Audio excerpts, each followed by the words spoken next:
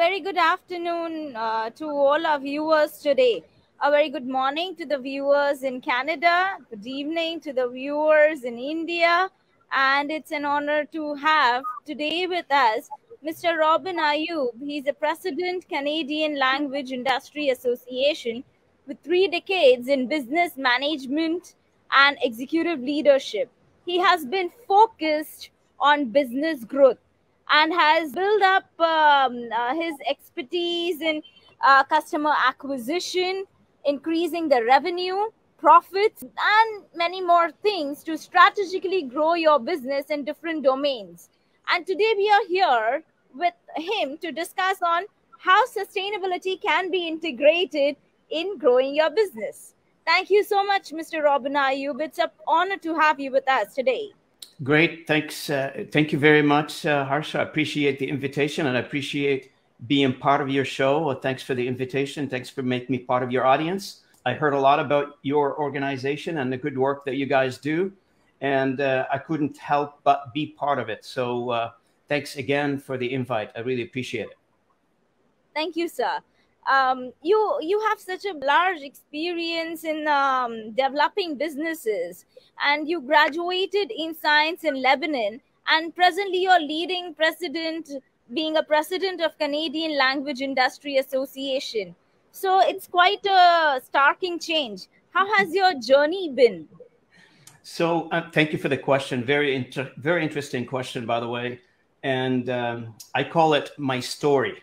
You know, how did I get to where I am right now? I never, this is brand new for this large audience to be saying this because I don't talk about it much, but this is the first time I'll be talking about it. So that's pretty intriguing as well. I was born and raised in Lebanon. By the age of 5, the civil war started in Lebanon. And I lived through that until I was only in my early 20s. During which you had to do like any civil war, like we're watching right now on television unfolding in Ukraine. This was happening in my hometown and where I grew up in Lebanon as well. So we had to survive as a family, mom and dad, they had 5 kids. They had to survive the civil war. They had to try to give us education as much as they can, send us to school, etc. in the middle of all this. I escaped, long story short, I gained my education in Lebanon. I have my degree in computer science, and during which I was working for a bank. I remember I started my work early with, like everybody else does during college. You do get a job in somewhere to sustain your education, basically. So I got a job as a teller at a bank while I was going through my education. As soon as I graduated, there was a major incident. I was coming back from my office, and during the war, there were shelling on the highway as I was driving, and I remember there were shells that fell around me in the area. And long story short, I drifted off the road because of that. Ended up in an accident. I ended up in a hospital to treat me a little bit. And after I finished, luckily it was not life-threatening injuries or anything. But after I finished with the medical treatment, and I'm talking like early 20s, I ended up asking myself a question. There got to be a better life out there. Early in my life, and I only projected life to be what it is, what I grew up to know, what I saw, in my own eyes when I was a kid. So I started asking myself the question, where could be a better life for me outside? So I took my younger brother with me. We're 5 kids. So I took my younger brother with me, and we escaped and we went to Cyprus. We got a job and we started working. And then our house where we used to live in the Beirut region, during that time, mom and dad and 3 of my siblings were still left in Lebanon. That house got destroyed because of the war. And mom and dad had no place to go. So we wanted to figure out how to rescue the rest of the family. And so we ended up trying to figure out, where do we go from here? I mean, we're in Cyprus, not because we want to immigrate to anywhere else. We're just trying to shelter ourselves from all the hostilities that were going on. So I ended up going to ask around. So we found a place, at the time, The Canadian government, luckily, and thanks to the Canadian government, was accepting immigrants to come to Canada, and we had nowhere else to go, so we ended up coming to Canada, bringing the whole family to Canada. I came to Canada, and in 1990, in the middle of February. You know, we lived in the Middle East all of our life, and you land in Canada in the middle of February. That's a shock. It's a shock to the system. So we ended up in Canada, and I landed in Canada, and I didn't speak a word of English at the time, and I only spoke French and Arabic. Those are my Arabic is the language of mom and dad and the house that we grew up in, and French is the school language. So when you go to school in Lebanon, you study French. So I didn't speak a word of English, and we were in Montreal at the time. I figured, you know, it's a big city. I don't want to be in a big city. I just came from a big city. I didn't end well. So I said, let's go figure out where can we go from here. We ended up going to the province of New Brunswick in a small town called Fredericton, which is the capital of the province at the time. And arriving to Canada was nothing really. We had a few dollars in our pocket, nothing else. So ended up staying at the basement of a church for a couple of weeks until we figure out what we need to do. I got my first job. Nothing in the education that I took had nothing to do with the job that I initially obtained. You know, I'm proud to say I started in a small menial jobs doing construction work, and then the head of the company where I was doing the basically sweeping the floor. That's what I started doing. He figured that I'm a computer programmer. Somebody told him, again, I don't speak English. So there was somebody intermediary trying to fix all these conversations, trying to translate all these conversations. And that's maybe down the road why I drifted into like localization business. Long story short, I was doing construction during the day. I was doing programming for that individual at night. And it mushroomed from there. My name got out that I'm a computer programmer. So I started working for companies like Blue Cross, Purolator, etc. And from there on, I went to telecom, and in telecom, I did system engineering and network design and a few other things like telecom would do. And one day we were supposed to be presenting to a customer about our, you know, sales manager was supposed to do it. I was supposed to help them design the system. So the sales manager didn't make it, was not able to come to the meeting. I remember the CEO of the organization coming into me and telling me, hey, you know, today you're going to be the salesperson. I said, no, I'm an engineer. I don't do sales. And he said, no, today you are going to do sales. So I couldn't refuse the instructions or what he asked. So I ended up going to the meeting, playing the role of a sales manager, although I'm not a sales manager. And so, but on my way to the meeting, I said, what was the objective? What do you want me to do in this meeting? He said, Robin, we want to win the deal, like typical salespeople, right? They want to win the deal. So I went in, I did the presentation for the client, and we ended up winning the deal. And that was my shift in my entire life, because right after that meeting, the CEO of large organizations take me out for lunch, and he tells me, from here on, you're a salesperson. Forget all that stuff about technical and doing all the design and computers and all that stuff. You're a salesperson now.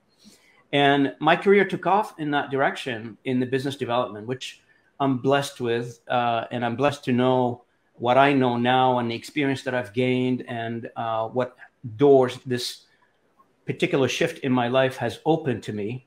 It's incredible. I look back on my journey and where I am right now and what I was able to accomplish in that track. And I am so blessed to be where I am right now. And I'm so thankful for everyone who came across my path along the way. Every individual, I'll never forget them. And someday, somehow, I will write a book and they will all be mentioned. So here I am right now. I am working today where I am right now. Fast forward to where I am. I am the president of the Canadian Language Industry Association. I have about 2 decades in experience in the localization industry. I've held a variety of positions or various positions in the industry. I started as an account manager. I drifted to the industry by accident. That's another story. I was coming back from a business trip. I was flying to a city called Moncton, New Brunswick. There was somebody sitting on beside me, an old colleague of mine I haven't seen for a while. He asked me if I would be willing to go work for him. I said, well, this is the job. He said, I would like you to manage my sales team, VP of Business Development. I said, okay, I'll give it a try. So I took on the job, and from there on, 20 years later, here I am. So I grew that company. We ended up selling the company to somebody else, and we went through another transaction of selling the company to another bigger company, and now here we are. It's a very interesting journey, I must say. And you've climbed up from Beirut to where you are, experiencing a lot of hardships, trials, and tribulations. But now that you are the president for the Canadian Language Association, and language talks a lot about cultural heritage and background of a person, especially coming from where you are coming. What are the initiatives taken to ensure inclusivity in diversity in the Canadian industries? Okay, great question as well. As you know, translation and localization industry, it's about connecting people. It's about being the bridge between various demographics. It's about passing that message along between a group that wants to understand a language in a certain language of their choice, and a business or an entity or another group that wants to communicate that message to them. So this is what the fundamental, if you will, about the industry, which by design allow us to be more inclusive. So for instance, our industry in Canada covers hundreds of languages. So that allows us to employ people in a variety of origins, variety of mother tongues, because we need people to speak those languages. So by design, the industry is opening opportunities for various demographics, for various ethnic groups, because we need them. We need to, that's a business reason, and B, a community reason. So we want to make sure that we're communicating. For instance, the city that I live in, which is called Toronto in Canada here, the city is a melting pot of variety of various demographics. So, the last count I have in Toronto, there's about 128 spoken languages. So if you are a business in the localization industry or the translation industry in Canada, you've got to be able to accommodate these groups. And how do you do that? Is by reaching out to these groups and building bridges and bringing them over to you in terms of either being a freelancer contractors for us, so creating jobs for them, or hiring them permanently on your staff. So the business that we're in, I think it could be used as an example of inclusivity in the way we work with those with each other as groups of humanity or humans that we're trying to communicate together. So that's very inspiring for the work that you're doing. But Canada also holds a history of discrimination, like many other countries do, on the factors of color and race. What are the initiatives taken by your association to conserve language of Aboriginals and other minority communities? So, great question as well.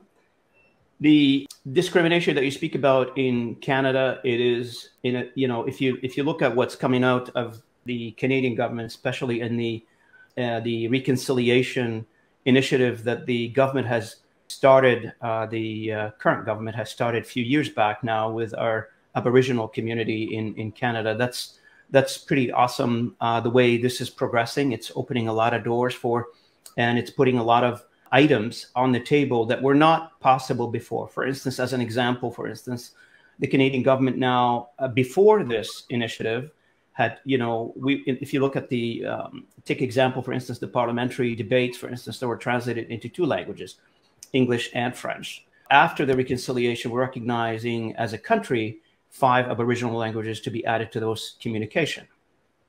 So this is on the level of our industry that we're currently dealing with. Canada, in general, is a peaceful country. So you don't see what you see in various other countries when it comes to the ethnicities, etc. I remember, and I live like I told you, I live in Toronto. I mean, I feel like, we're, as part of my, as volunteer, I do a lot of other volunteer work in terms of our community. And I see all these groups of individuals or groups of various backgrounds. Canada is an immigrant country.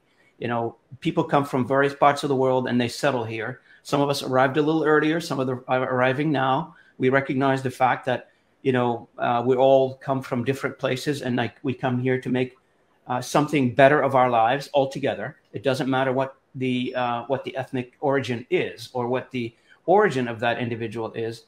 It doesn't preclude you, of being human. We are all human at the end of the day. We're all trying to do the best we can. We're all trying to live our lives better. And you can see that embedded in everything that this country has to offer, in the laws that we have. You can see it in the opportunities that we're offering it's open to everybody. And there was this concrete effort, for instance, in Canada to promote women, promote different genders, promote different ethnic groups. And there is measurements and metrics that these companies have to report on, not just necessarily the localization industry, various other industries. They have to register and report on, their employees, their freelancers, their contractors, and report that back to the various government institutions. So that's part of the process that we currently have. It doesn't, if you leave it to an individual organization, say, hey, I want you to be more inclusive. I'm sure, many companies will have that direction at the end of the day. But if you combine the inclusivity plus some sort of a reporting, I think that's soft enforcement, if you will. And I don't know if I can use the word enforcement in this case, but it would offer some sort of a reporting on the metrics. Yeah, definitely. Now moving on from that, you have been a thorough person to develop and grow business across industry verticals. Mm-hmm. Now, while doing so, do you come across any concerns of migrant workers? And if so, how do you resolve the concerns of migrant workers? Because Canada has so many migrants, and you yourself come from that background. So how do you resolve that? So thanks for the question. This is near and dear to my heart because I'm an immigrant. I landed in this country a little earlier, but I'm still an immigrant, although I am Canadian now. And but I still feel like when I talk to a new immigrant, I feel like I've been there. I was there. I was part of that group that came to this country and didn't know where to start. And so the main issue in being an immigrant in this country is when you land first, you need somebody to assist you, to help you get started in this country. You've got a brand new country. It's a shock to the system. A brand new country, maybe the traditions are a little bit different from where you come. Maybe your qualification as an individual, you're a pharmacist, you're an engineer back where you came from. How do you start in Canada? How do you begin here? Who gives you a chance? And this is where the rubber hit the road. So in our business, for instance, when we need translators, and this is something, the organization I work for a few years back, now a little less, but a few years back, we were very involved in this, where we actually participated in an immigration program with the government to help people immigrate to this country so they become translators and working for us as translators, as full-time employees. At the other end of it has been back in the days when I was in the telecom business or in the tech business. I've hired engineers, we've hired, tech people who are just landed in the country to give them a chance, to allow them to establish some sort of a foothold in terms of their career development here in the country. And that's what they needed at the time. And that's where, and some of those guys, and a lot of them actually, they're flourishing in their career right now. I'm still in contact with a lot of them. And what we've done for them at the time, and what we'll continue to do for them, in some cases, if they're still employed with us, it helped quite a bit. It helped tremendously. You don't know the anxiety and the stress moving from one country to another until you tried it. And when you come to a country, and there's a lot of anxiety and stress associated with this, and I speak about that because I've been there 100%. And when somebody gives you a chance to lift you up, that's the chance that you cannot miss, and that's the chance that everybody needs. I totally agree with you and comprehend with you. It's quite a journey, and I totally understand. Since you are handling Fortune 2000 companies at strategic board level, do you all consider ESG while you are developing business or business acquisitions, mergers? If so, what are the factors that you all consider? Yeah, so a couple of correction. One is I'm not handling acquisition for Fortune 2000. B, was I involved in mergers and acquisition? Of course I was, in variety of levels. So discussions in between, scouting for perhaps an acquisition target. Yes, I was involved in those. The fundamental question, though, the basic of the question still exists. And I understand where you're coming from. So do you consider, and let me rephrase what you just said, do you consider the ESG element in an acquisition process? Of course, it has to line up. Any acquisition, it has to meet the cultural parallels, if you will. So if you look at an acquisition now and the culture doesn't meet, that means it's not going to be successful. So you look, what I mean by culture is the company culture. So company culture A wants to buy company B. If the cultures are not parallel business-wise, it doesn't work, because then you're going to have a clash, and then that transaction is going to fail anyway. So the emphasis starts from, do we have, is beside all the mathematics around, is it successful business? How much do you want for the business? The second question is, on the human side of it, does it really fit? And what I mean by that is there, do they have the same, let's say, hiring culture, measuring of the staff? Do they operate in the same fashion that we do operate? ESG is part of it, obviously. And nobody wants to, be associated with a company that treats their employees strangely, badly, don't have an equal opportunity hiring process. Why would you want to do that? So those are my personal opinions, by the way. I've been there. I've touted those before. So back to your question, ESG is very important. Also, we being an education institution, what are the 3 topics that you think we should include to help the businesses to increase the profits plus implement sustainability together? Okay, thank you for the question again. So the various topics that you probably should include in your program or in your education curriculum. One is speak more or talk more about issues that reflects the concerns and the problems that the humanity is facing right now. And the curriculum should target about ways of solutioning them.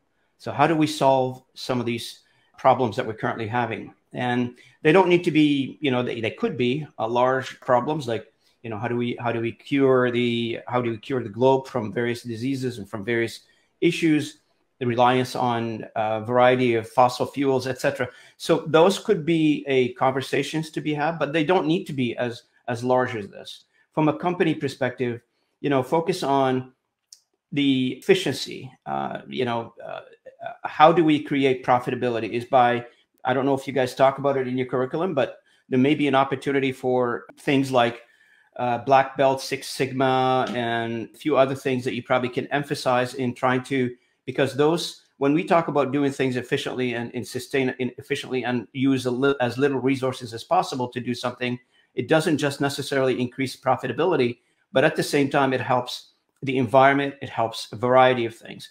So in that regard, process improvement as a subject in any conversation is very interesting and very important. And the objective there is do more with less. And from a variety of ways, this is a great conversation. You can increase profitability, increase revenue, and you can cure the illness of the society and the environment specifically. If you're in a manufacturing environment and you do process improvement continuously and you adopt that in your process on a day-to-day basis, you're definitely going to be using less resources to produce more. Thank you. It's very well said. You can increase your profitability, revenue, as well as kill the illness in the society. Thank you very much on that note, Mr. Robin. It was an honor to have you and wonderful to learn about your journey. Very inspiring for all of us. Thank you. Thank you so much. Thank you so much. Appreciate it.